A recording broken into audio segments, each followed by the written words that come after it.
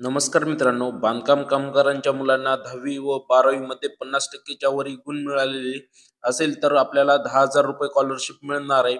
या स्कॉलरशिपचा अर्ज कसा करायचा, डॉक्युमेंट काय काय लागणार आहे, संपूर्ण माहिती या व्हिडिओमध्ये आपण बघणार आहोत. तर व्हिडिओ शेवटपर्यंत पहा. चॅनलवर नवीन असाल तर चॅनलला सबस्क्राईब करायला विसरू नका. तर चला व्हिडिओ सुरू करूया. या वेबसाईटची लिंक मी डिस्क्रिप्शन मध्ये देणारच आहे. या ठिकाणी आल्यानंतर या ठिकाणी आपल्याला स्क्रोल करायचं आहे. त्यानंतर construction worker apply online for claim या ऑप्शनवर आपल्याला क्लिक करून घ्यायचं आहे. त्यानंतर सिलेक्ट ॲक्शन, न्यू क्लेम या ऑप्शनवर आपल्याला क्लिक करून घ्यायचं आहे आणि आपला बांधकाम कामगार नोंदणी क्रमांक टाकून घ्यायचा आहे. म्हणजेच आपला रजिस्ट्रेशन नंबर टाकून घ्यायचा आहे, जो की MH पासून सुरू होतो. मी टाकून घेतो. रजिस्ट्रेशन नंबर टाकल्यानंतर ह्या ठिकाणी आपल्याला टिक वगैरे काही करण्याची आवश्यकता नाहीये. डायरेक्ट प्रोसीड टू फॉर्म या ऑप्शनवर आपल्याला क्लिक करायचं आहे. आपल्या मोबाईल नंबरवर एक OTP गेला असेल तर OTP ह्या ठिकाणी आपल्याला टाकून घ्यायचा आहे आणि व्हॅलिड OTP या ऑप्शनवर आपल्याला क्लिक करायचं आहे. या ठिकाणी आपली प्रोफाईल ओपन झालेली आहे. या ठिकाणी संपूर्ण प्रोफाईलमध्ये जेवढी काही आपण माहिती दिलेली होती ती या ठिकाणी शो होईल. रजिस्ट्रेशन डेट, रजिस्ट्रेशन नंबर, त्यानंतर आधार नंबर. या ठिकाणी नोंदणी स्थिती ही ऍक्टिव्ह असणे आवश्यक आहे, तरच आपल्याला क्लेम करता येणार आहे. त्यानंतर ज्यांचं लेबर कार्ड आहे त्यांचं first name,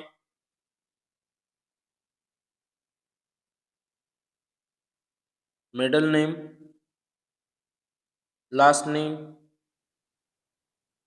mobile number, gender, marriage status, date of birth आणि एज ही संपूर्ण माहिती या ठिकाणी शो होईल ऑटोमॅटिकली.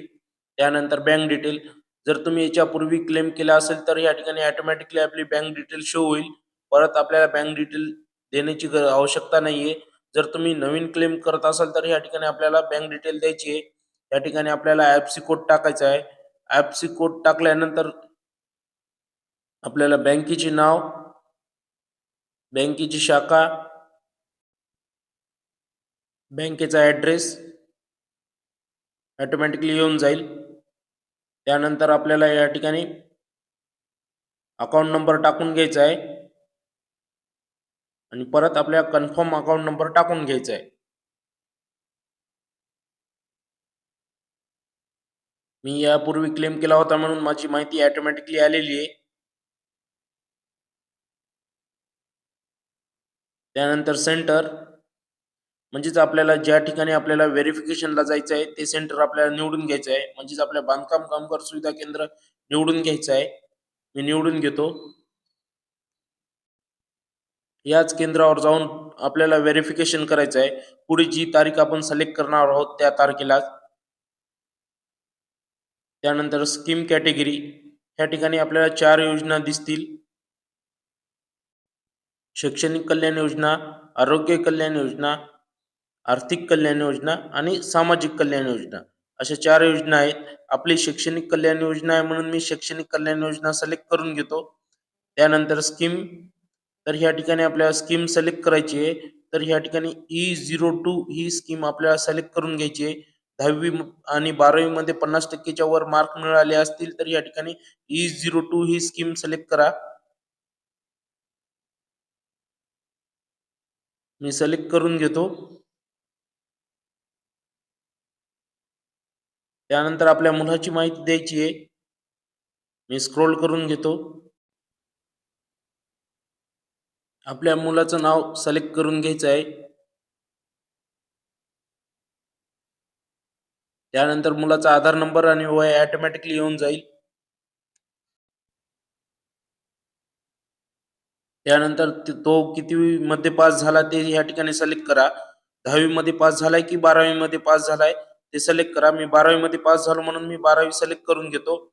त्यानंतर आपल्याला फर्स्ट इयर मध्ये जे ऍडमिशन घेतलेलं आहे चालू वर्षामध्ये, तर ते कॉलेजचं नाव टाकून घ्यायचं आहे. जे बोनाफाईड वर आहे तेच नाव टाकून घ्या. जर तुम्ही 10वी मध्ये पास झाला असेल तर 11वीचा ऍडमिशन ज्या ठिकाणी आहे ते नाव टाका.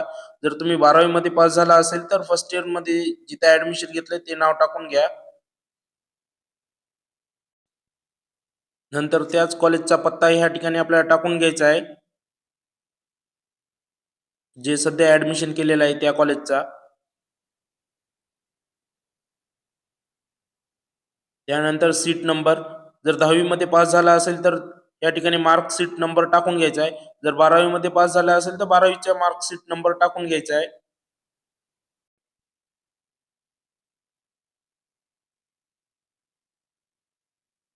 त्यानंतर बोर्ड, तर या ठिकाणी महाराष्ट्र स्टेट बोर्ड टाकून घ्या.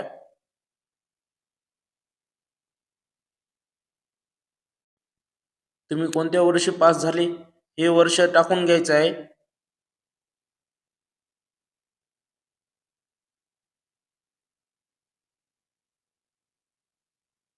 त्यानंतर तुम्हाला किती मार्क पडले होते ते टाकून घ्या आणि एकूण मार्क किती होते ते टाकून घ्या.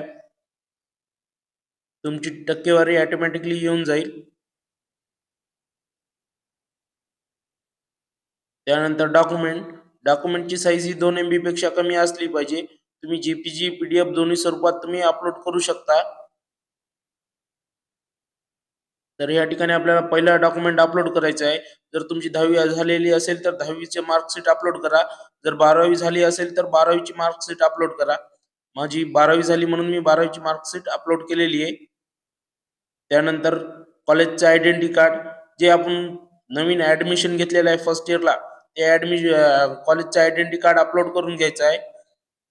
त्यानंतर चालू वर्षाचा बोनाफाईड अपलोड करायचा आहे.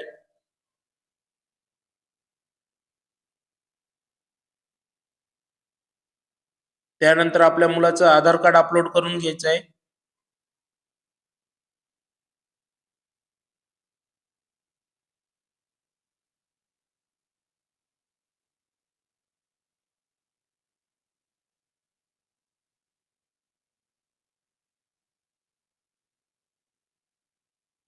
त्यानंतर राशन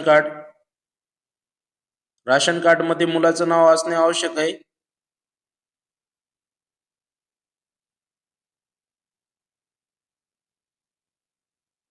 या ठिकाणी एकूण 5 डॉक्युमेंट आहेत. 5ही डॉक्युमेंट आपल्याला ओरिजिनलच स्कॅन करून अपलोड करायचे आहेत.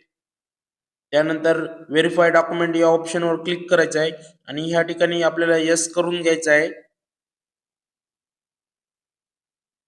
त्यानंतर मी स्क्रोल करून घेतो.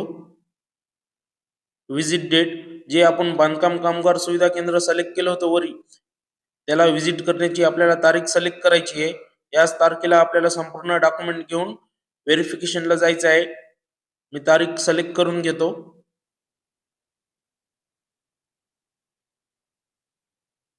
संपूर्ण ओरिजिनल डॉक्युमेंट घेऊन जा व्हेरिफिकेशनला जाताना.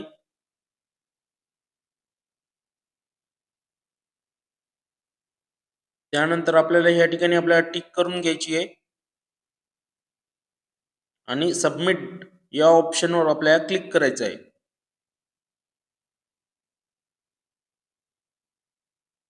या ठिकाणी थोडा वेळ लागेल, पण सबमिट झालेला आहे.